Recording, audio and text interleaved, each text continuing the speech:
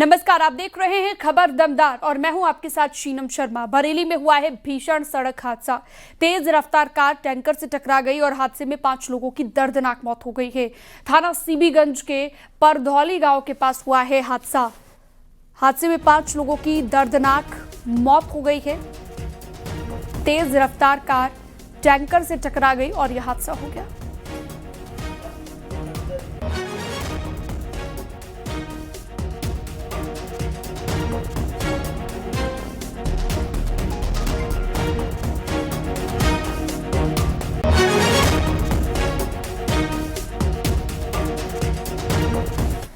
बुलंदशहर में NH 34 पर canter बेकाबू होकर हाईवे पर पलट गया। कैंटर गाजियाबाद के लोनी से साइकिल लादकर कन्नौज की ओर जा रहे थे। जैसे ही कैंटर अकबाल फ्लाईओवर पर पहुंचा, तभी पीछे से तेज रफ्तार में आ रही कार को बचाने के चक्कर में ड्राइवर ने गाड़ी पर नियंत्रण खो दिया और कैंटर सड़क पर जाकर पलट गया। हादसे के बाद मौके पर हाईवे पर कुछ देर के लिए यातायात बाधित हो गया।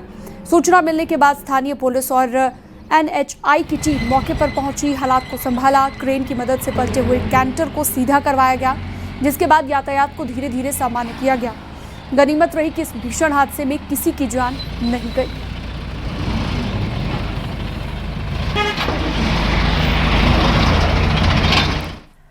आगरा में जूते के सोल बनाने की फैक्ट्री में लगी है भीषण आग। इस घटना में फैक्ट्री में रखा सामान जलकर राख हो गया है। गनीमत ये रही कि रविवार होने के कारण फैक्ट्री बंद थी। थाना सिकंदरा क्षेत्र के इंडस्ट्रियल एरिया की ये घटना बताई गई। आग लगने का कारण है शॉर्ट सर्किट। आग लगने की सूचना मिलने के बाद थाना पुलिस के साथ फायर ब्रिगेड की कई गाड़ियां मौके पर पहुंची और आग पर काबू पाने की कोशिशें अब लगातार की जा रही हैं।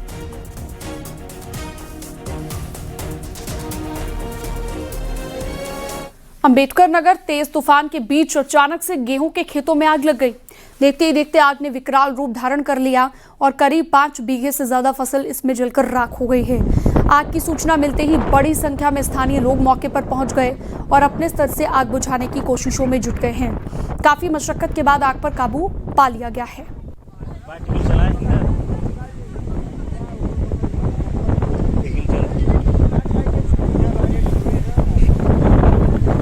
संभल के मुबारकपुर गांव में सरकारी जमीन पर बने अवैध निर्माणों के खिलाफ बुलडोजर कार्रवाई तेज हो गई है। प्रशासन के निर्देश पर ग्रामीण खुद ही मस्जिद, मदरसा, दुकानों और अन्य निर्माणों को हटाने में जुटे हुए हैं। तहसीलदार धीरेन्द्र सिंह ने राजस्व टीम के साथ मौके का निरीक्षण किया, जहां पर करीब 3.5 बीघा ग्राम समाज की भूमि पर कब्जा पाया गया। स्थानीय लोगों का कहना है कि उन्हें इस कार्रवाई से कोई आपत्ति नहीं है, लेकिन वो निजी जमीन पर धार्मिक स्थल बनाने की अनुमति चाहते हैं। ये प्रकरण ग्राम सभा की भूमि पर मस्जिद, मदरसा और प्राइमरी स्कूल बना हुआ है। जैसे ही ग्रामवासियों के संज्ञान में आया कि इस पर ये ग्राम सभा की लैंड है, इन लोगों ने अपना स्ट्रक्चर खुद ही हटा रहे हैं, जैसा कि आप देख भी रहे हैं।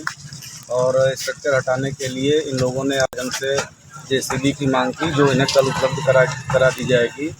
JCB से के माध्यम से 1 या 2 दिन में स्ट्रक्चर पूरा साफ हो जाएगा। रायबरेली से प्रेम प्रसंग को लेकर हाई वोल्टेज ड्रामा देखने को मिला है। मामला गुरबख्शगंज थाना क्षेत्र का है। गांव के रहने वाले लड़के पर 15 साल की नाबालिग को भगाने का आरोप है। पुलिस ने आरोपी युवक को गिरफ्तार कर जेल भेज दिया है। इसी बीच नाबालिग लड़की अपनी प्रेमी की गिरफ्तारी से नाराज होकर मोबाइल टावर पर चढ़ गई, जिससे इलाके में हड़कंप मच गया। प्रेमिका अपने प्रेमी की गिरफ्तारी से नाराज थी और उसे उसके सामने हाजिर करने की मांग पर अड़ी हुई थी। सूचना मिलने के बाद पहुंची पुलिस और स्थानीय लोगों ने घंटों मशक्कत की, समझा बुझाकर उसे नीचे उतारा गया। लाओ डिटेल लाओ। जिसको सबसे ज्यादा पता है वो इधर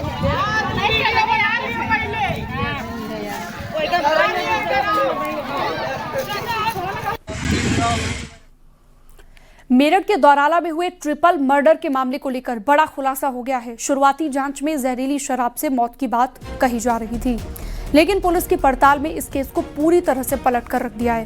अब ये मामला है मृतक की बहन के प्रेम प्रसंग से जुड़ा हुआ। दरअसल मृतक अपनी बहन के प्रेम प्रसंग से नाराज था। शराब पीकर बहन के साथ मारपीट करता था। यही बात बहन को नागवार गुजरी और उसने अपने प्रेमी के साथ मिलकर घर में रखी भाई की शराब में जहर मिला दिया और भाई ने जहर मिली हुई शराब अपने दोस्तों के साथ बैठकर पी ली। तीनों की मौत हो गई है। पुलिस ने बहन अलका और उसके प्रेमी को हिरासत में ले लिया है।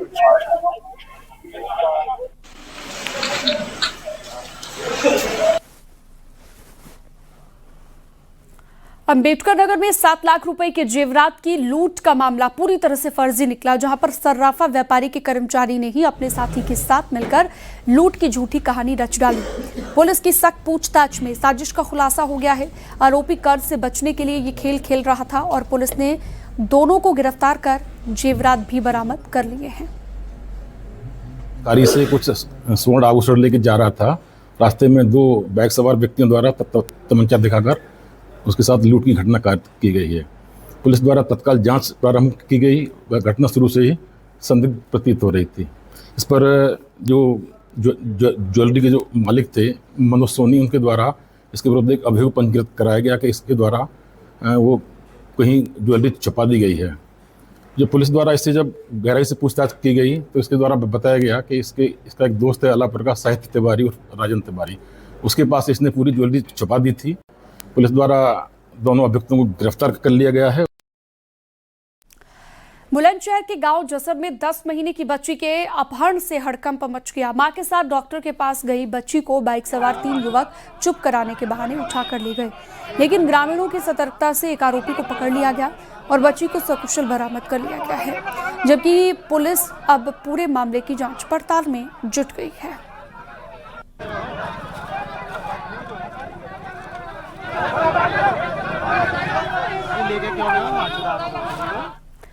जौनपुर में देर रात पुलिस और बदमाशों के बीच हुई 2 अलग अलग मुठभेड़ों में 4 शातिर बदमाशों को गिरफ्तार कर लिया गया है। चारों थानों की संयुक्त टीम ने घेराबंदी के दौरान कार्रवाई की है और जवाबी फायरिंग में 3 बदमाशों के पैर में गोली लगने के बाद उन्हें दबोच लिया गया, जबकि मौके से असलहा, मोटरसाइकिल और लाखों की नकदी बरामद कर पुलिस अब आरोपियों की पूछताछ में जुटी हुई है।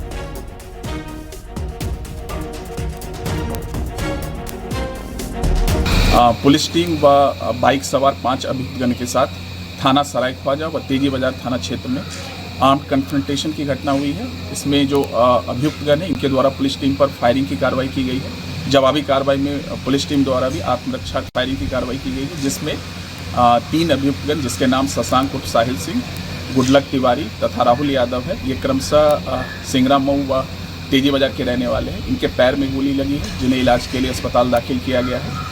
एक अन्य अभियुक्तगण विपिन है, इसे गिरफ्तार किया गया है तथा एक अभियुक्त अंधेरे का लाभ उठाकर भागने में सफल रहा है, जिसकी तलाश की जा रही है। जो घायल व गिरफ्तार अभियुक्तगण हैं इनके विरुद्ध अलग अलग जनपदों में लूट, हत्या के प्रयास, आर्म्स एक्ट व गैंगस्टर के लगभग 1 दर्जन से अधिक अभियुक्त पंजीकृत हैं। हरदोई में आंधी और बारिश के दौरान एक मकान की दीवार गिरने से 7 लोग गंभीर रूप से घायल हो गए हैं। देहात कोतवाली क्षेत्र में यह हादसा हुआ है। सूचना मिलने के बाद एम्बुलेंस मौके पर पहुंची, सभी घायलों को मेडिकल कॉलेज ले जाया गया। हादसे की जानकारी मिलने पर बीजेपी जिलाध्यक्ष मेडिकल कॉलेज पहुंचे और घायलों का हालचाल जाना गया। संबंधित क्षेत्र के लेखपाल ने भी मौके पर पहुंचकर नुकसान का आकलन किया है और रिपोर्ट को तैयार किया है।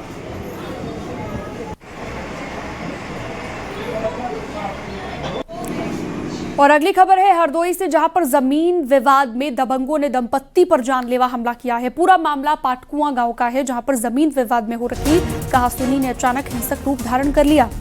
जानकारी के अनुसार नन हक्के और उनकी पत्नी रेनू पर गांव के कुछ लोगों ने लाठी डंडों से हमला कर दिया है, जिससे दोनों को गंभीर चोटें आई हैं। मारपीट की घटना का वीडियो भी सोशल मीडिया पर तेजी से वायरल हो रहा है।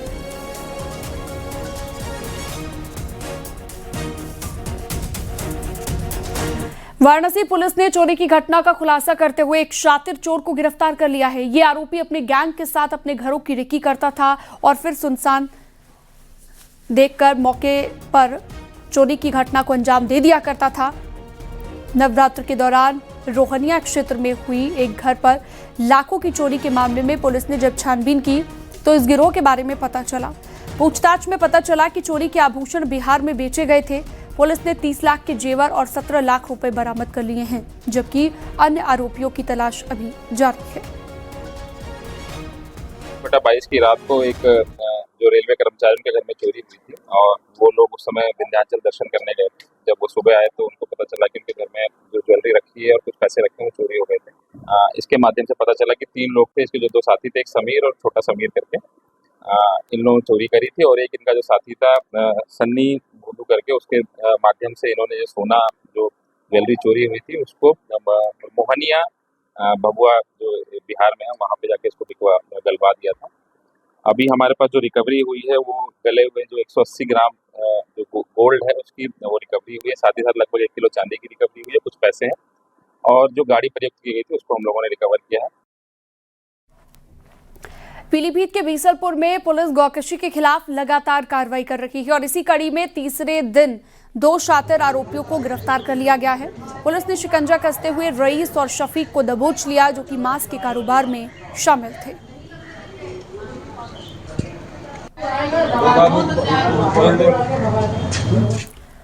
उन्नाव में प्रेम प्रसंग को लेकर 2 पक्षों के बीच विवाद हुआ। खूनी संघर्ष में ये तब्दील हो गया। देर रात हुई मारपीट के दौरान कुल्हाड़ी से किए गए हमले में प्रेमी के पिता की मौत हो गई, जबकि 3 लोग गंभीर रूप से घायल हो गए हैं और पुलिस ने शव को पोस्टमार्टम के लिए भेज दिया है। 3 आरोपियों को हिरासत में लेकर पूछताछ की जा रही है।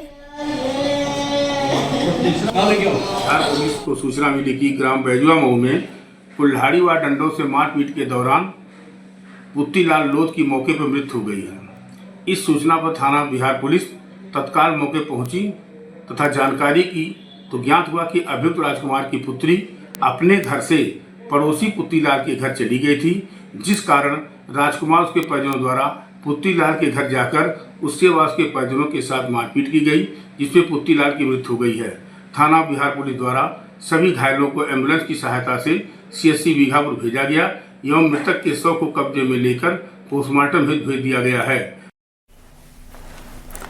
हरदोई में गर्रा नदी में डूबे लड़के का शव बरामद कर लिया गया है। 20 घंटे के बाद 2 किलोमीटर दूर धर्मपुर गांव के पास उसका शव मिला है।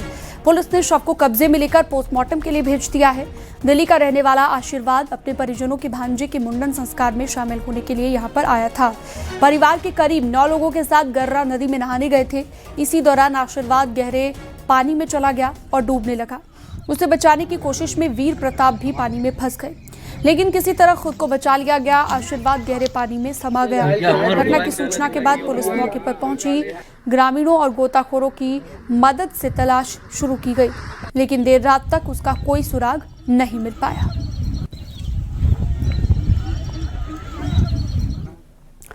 झांसी के रक्सा थाना क्षेत्र में स्थित बड़ी माता मंदिर में दिन दहाड़े चोरी की घटना सामने आई। एक बदमाश मुंह ढककर पीछे के रास्ते से मंदिर में घुसा, दान पेटी काट कर कैश लिया और फरार हो गया। पूरी वारदात मंदिर में लगे CCTV में रिकॉर्ड हो गई है।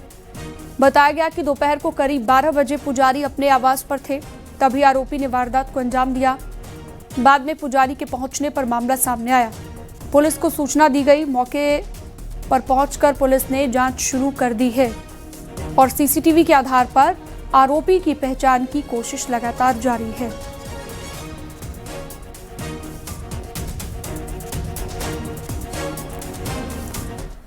बढ़ते हैं आगे। चंदौली से दिल को दहला देने वाली वारदात सामने आई। मामूली से विवाद के बाद पति ने अपनी पत्नी की बेरहमी से हत्या कर दी।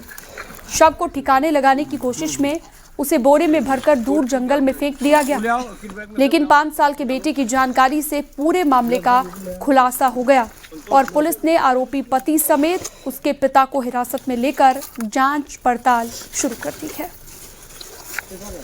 थाना चंदौली के ग्राम बिछिया खुर्द गांव की एक विवाहिता के मायके पक्ष ने थाने पर आके सूचना दिया कि उस विवाहिता से फोन पर संपर्क नहीं हो पा रहा है। तत्काल थाना पुलिस गांव पहुंची और उसके पति और परिजनों से पूछताछ किया तो ये तथ्य सामने आया कि विवाहिता की हत्या उसके पति के द्वारा राड से मार करके कर दिया गया है और उसके बॉडी को राजदरी देवदरी के जंगलों में कहीं छुपा दिया गया है।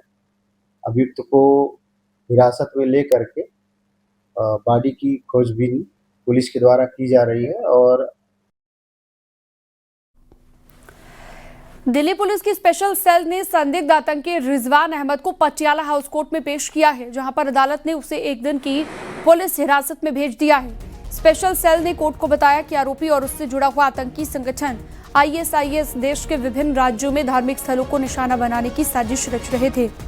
प्रारंभिक पूछताछ में खुलासा हुआ कि आरोपी बम बनाने में माहिर है और उसने ये तकनीक सीरिया में बैठे आतंकियों से वीडियो कॉन्फ्रेंसिंग और सोशल मीडिया के जरिए सीखी। साथ ही वो संगठन के लिए युवाओं की भर्ती करने में भी सक्रिय था। आपको बता दें, एटीएस और दिल्ली पुलिस स्पेशल सेल ने कुशीनगर से आईएसआईएस के संदिग्ध रिजवान को गिरफ्तार कर लिया है।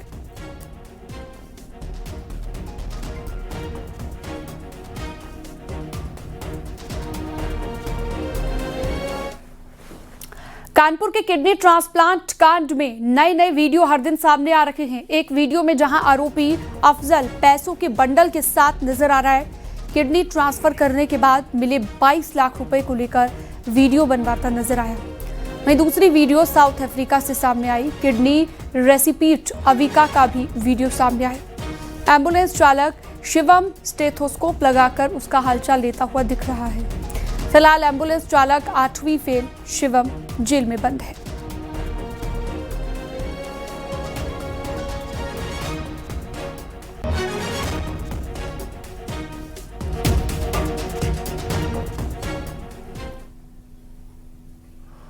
मुझे किडनी की ज़रूरत थी, तो ये लोग मेरे को किडनी देने के लिए बात किया कि हम लोग ऐसे ऐसे आपको किडनी अरेंज करके देंगे। तो मेरे से आहिस्ता ये लोग 43 लाख रुपए ले लिया गया। उसमें ये हॉस्पिटल है और इनके जो आगे करिंदे रखे हुए हैं वो है, जिसमें से जगप्रीत सिंह है और विक्रांत है और हसन है और एक मोहाली का नवनीत सिंह, मोहाली में एक कोऑर्डिनेटर है नवनीत सिंह, वो है। अगर मैं खुदकुशी करता हूँ तो यही लोग जिम्मेदार होंगे। लखनऊ में सीएम योगी आदित्यनाथ ने भारतेंदु नाट्य अकेडमी के भवन और 2 थिएटर का लोकार्पण किया है। 22 करोड़ की लागत से इनका जीर्णोद्धार कराया गया। इस मौके पर सीएम ने कलाविदों और पूर्व छात्रों को सम्मानित किया। साथ ही रंगभेद पत्रिका का विमोचन और स्वर्ण जयंती नाट्य समारोह का शुभारंभ किया। कलाकारों ने सीएम के सामने आनंद मठ कई नाटकों की प्रस्तुति दी। अपने संबोधन में सीएम योगी ने महाराजा सुहेलदेव के पराक्रम का जिक्र करते हुए कहा कि उस वक्त का माफिया था, आज जो माफिया मिट्टी में मिले हैं वो उनके जैसा ही काम करता था। अभिनय के क्षेत्र में उत्कृष्ट योगदान के लिए वर्ष 2000 अपने नायकों को सम्मान देने में परहेज करते हैं और यही कारण है कि एक समय हमारे संस्थानों पर ऐसे लोगों का कब्जा हो गया था जो पेशेवर गुंडे और माफिया को हीरो के रूप में, नायक के रूप में प्रस्तुत करते थे और जो समाज के सही नायक हैं उन्हें समाज के सामने खलनायक के रूप में प्रस्तुत करने की जो प्रवृत्ति थी, उसका परिणाम था कि समाज में उसी प्रकार के चरित्र सामने आते हुए दिखाई दिए। तो जैसा परोसेंगे लोग उसको उसी रूप में स्वीकार करेंगे। इस सालार मसूद ये किसी माफिया से कम नहीं है। ये जो माफिया अभी मिट्टी में मिले हैं उन्हीं का एक रूप था और सालार मसूद के भारत को लूट के लिए समय आया। ये वही करता था उस समय में। एक सोमनाथ के मंदिर को ही नहीं तोड़ा था, अयोध्या में राम जन्मभूमि को भी इसी व्यक्ति ने क्षतिग्रस्त किया था। पहली बार लगातार आया था और महाराज सुहेलदेव ने उसको मारा ही नहीं, वह मौत मारा था जो इस्लाम में सबसे खराब मानी जाती है। आग में गरम लोहे के तवे को रख करके उसमें बांध करके जलाया था उसको, और माना जाता है कि इस्लाम में इस प्रकार की मौत जहन्नुम में जाने की गारंटी होती है और जहन्नुम में भेजने की गारंटी महाराज सुहेलदेव ने सालार मसूद को दी थी। मुख्यमंत्री योगी आदित्यनाथ ने गोरखपुर में 34.43 करोड़ रुपए की लागत से बनने वाले कॉमर्शियल कॉम्प्लेक्स का भूमि पूजन शिलान्यास किया है। कॉम्प्लेक्स में 65 दुकानें और बेसमेंट में 28 कारों की पार्किंग होगी। कार्यक्रम के दौरान सीएम योगी ने विपक्ष पर भी हमला बोला और कहा 2017 से पहले गोरखपुर माफिया और गुंडों की पहचान थी, हमारी सरकार ने उनका खात्मा किया। यूपी में माफियाओं और गुंडों को पनपने नहीं देंगे।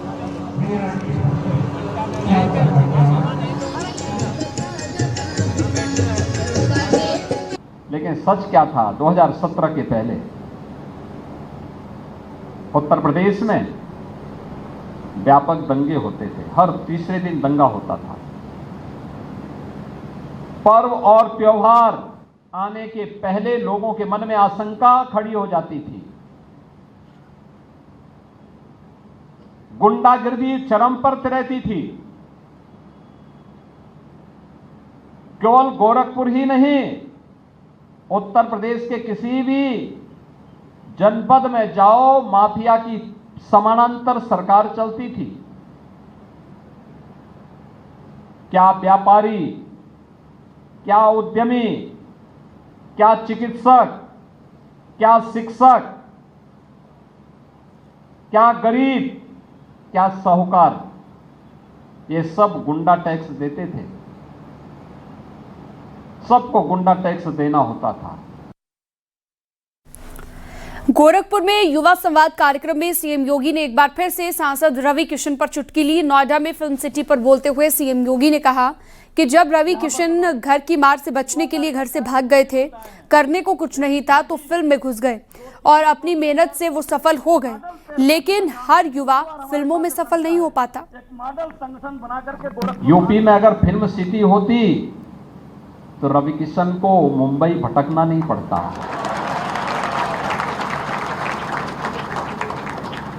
तो ये कलाकार थे, कलाकार को सम्मान मिलना चाहिए, लेकिन जब ये गए होंगे मुंबई तब इनको भी नहीं रहा होगा कि ये सब कलाकार बन पाएंगे,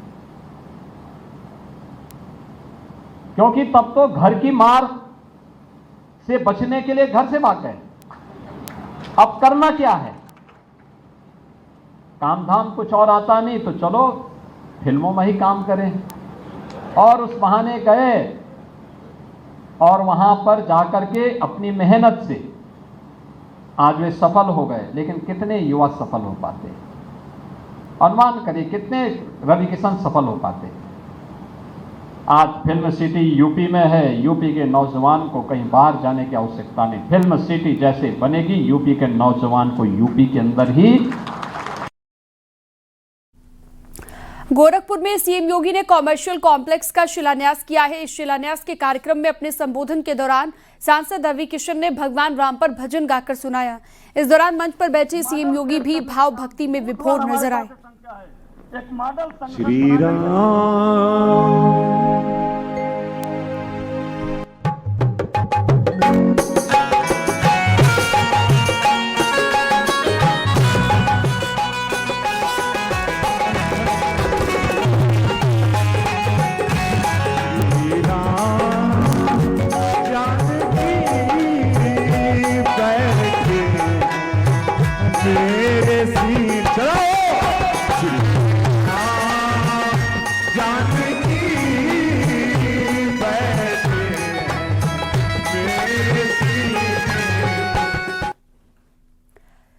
खबरों का सिलसिला जारी रहेगा, वक्त एक बहुत छोटे से ब्रेक का।